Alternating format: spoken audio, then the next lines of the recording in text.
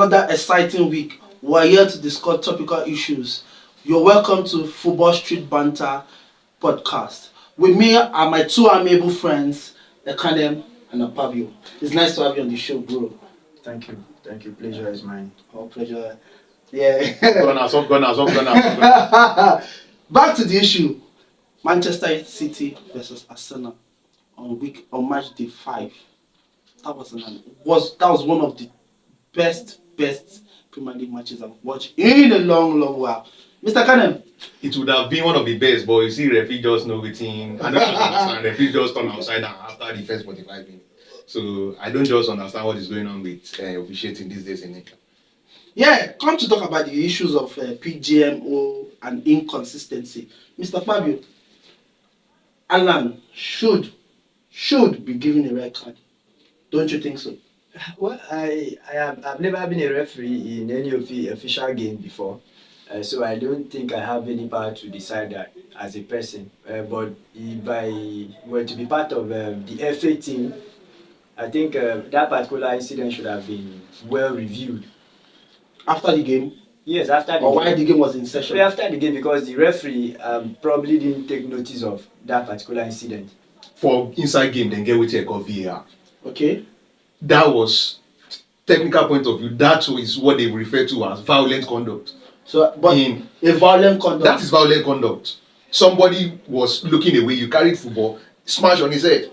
Automatically, that is violent conduct. The letter of the law should have been introduced in that aspect. There was no reaction from Gabriel. There was no reaction from Gabriel. That is understandable. Dragged the attention of the referee. That is understandable. We have VAR. What is the essence of the VAR? So do you think because he did not react, so you should violent conduct? They are showing they are leading by examples. What is he trying to teach upcoming Alans?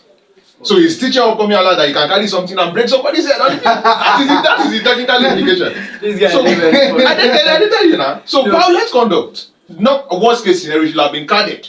Okay. That no yellow card. Worst case scenario, a yellow card. In a way, because you are trying to propagate violence, and it is not allowed as far as the law, the law of the game is concerned. That is my own point of view, and all those things come together cumulatively, make reference to the inconsistencies in the league.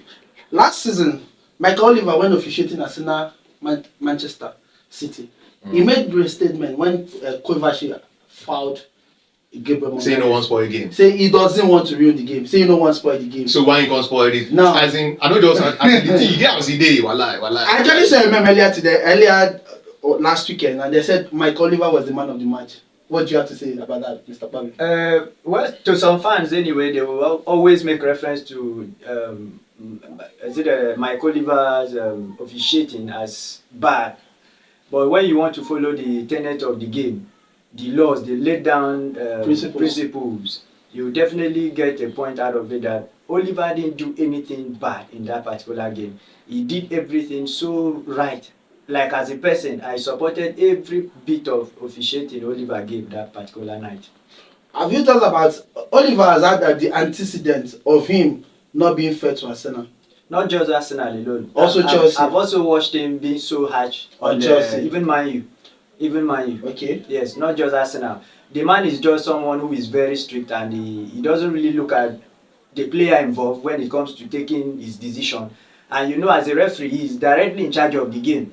The incident that actually popped up this noise or bringing all the stories around the referee bad officiating actually happened during is it Trossard incident? Been shouting that Doku should have been given a yellow card before Trossard was sent off from the game. And in my opinion, I've never seen anything bad with what I didn't see anything bad with what Doku did. So the referee, in his opinion, was very right to have sent out this guy, Trossard.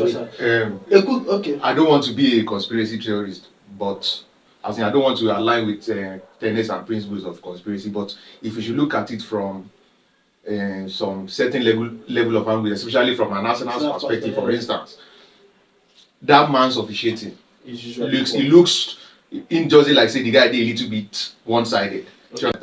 He did like say the guy did a little bit one-sided in the sense that, for instance, the last season game when we talk of saying no one spoil match. He no one give Kovacic red card because he no one make that kind of match spoil.